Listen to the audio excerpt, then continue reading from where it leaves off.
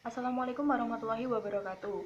Kami dari kelompok 3 yang beranggotakan Naili Kuriatul Aliyah, Novinda Elistasari, dan saya sendiri yaitu Nur Asia akan menyampaikan materi posisi filsafat pendidikan Islam dalam struktur ilmu. Ada 4 poin yang akan kita bahas di sini. Poin yang pertama yaitu hubungan struktural ilmu pendidikan Islam dan filsafat pendidikan Islam. Yang kedua yaitu isi ilmu atau teori pendidikan Islam. Yang ketiga yaitu hubungan ilmu pendidikan Islam dengan teknologi pendidikan Islam. Dan yang terakhir yaitu hubungan filsafat pendidikan Islam dan filsafat Islam.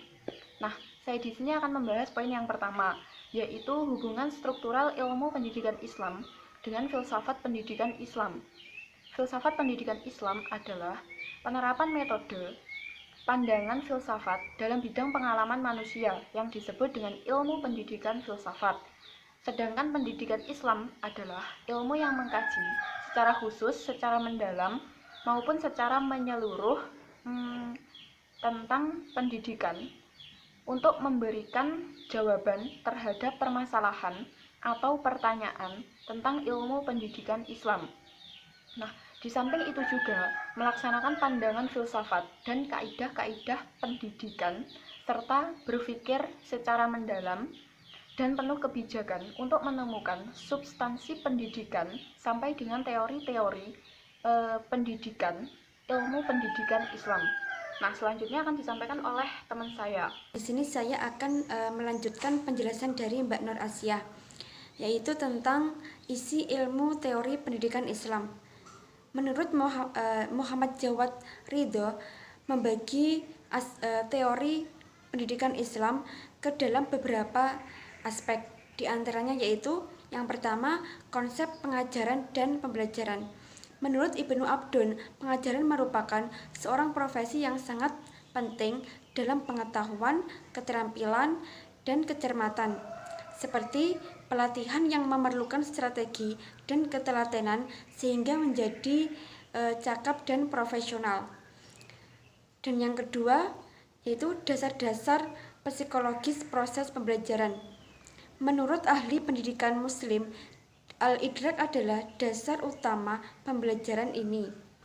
Selanjutnya, aspek yang ketiga yaitu pemahaman tentang subjek diri. Memahami kejiwaan siswa adalah satu pijakan utama untuk keberhasilan pendidikan. Selanjutnya yang keempat, metode pengajaran pendidikan adalah profesi yang dituntut ketelatenan. Dan yang kelima, pengajar atau guru. Dan yang terakhir yaitu penyiapan individu untuk berpartisipasi aktif dalam kehidupan. Ekonomi masyarakat aliran rasionalisme menganggap persoalan sosial kemasyarakatan merupakan kebutuhan asasi manusia. Mungkin cukup itu dari saya. Selanjutnya akan dijelaskan oleh rekan saya. Di sini saya akan melanjutkan penjelasan dari teman saya, yaitu hubungan ilmu pendidikan Islam dengan teknologi pendidikan Islam. Teknologi pendidikan adalah teknologi yang didesain untuk mendukung aktivitas pendidikan secara komprehensif. Aktivitas pendidikan adalah aktivitas untuk membentuk manusia seutuhnya, yaitu manusia yang memiliki kecerdasan iman, kecerdasan akal, keluasan wawasan, kepekaan nurani, dan kehalusan estetika. Nah, posisi Islam di sini untuk memberi arah dan nilai terhadap pendidikan dan demikian pula teknologi pendidikan. Teknologi pendidikan Islam bukanlah sekedar teknologi untuk membantu siswa belajar sholat dan mengaji, akan tetapi teknologi pendidikan juga berfungsi sebagai alat penunjang proses belajar mengajar yang lainnya. Selanjutnya, poin yang terakhir yaitu hubungan filsafat pendidikan Islam dengan filsafat Islam. Menurut Jalaluddin dan Idi, terdapat hubungan fungsional antara filsafat dan teori pendidikan.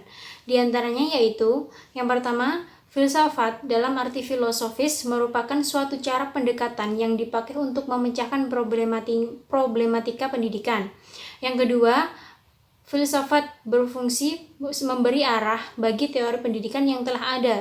Yang ketiga yaitu filsafat dalam hal ini filsafat pendidikan mempunyai fungsi untuk memberikan petunjuk dan arah dalam pengembangan teori-teori pendidikan menjadi ilmu pendidikan atau yang bisa disebut pedagogik. Nah, berdasarkan kajian di atas, dapat digarisbawahi bahwa filsafat Islam dan filsafat pendidikan Islam mempunyai hubungan yang sangat erat dan tidak bisa dipisahkan. Filsafat Islam mendasari adanya filsafat pendidikan Islam, sehingga teori-teori pendidikan yang muncul dan benar secara filosofis mendasar bermakna substantif. Dengan demikian, akan mempengaruhi perjalanan lebih lanjut terhadap jalannya pendidikan Islam secara mendalam, terpadu, dan menyeluruh dalam satu sistem pendidikan. Sekian dari kami. Apabila ada kurang lebihnya, kami mohon maaf yang sebesar-besarnya. Wassalamualaikum warahmatullahi wabarakatuh.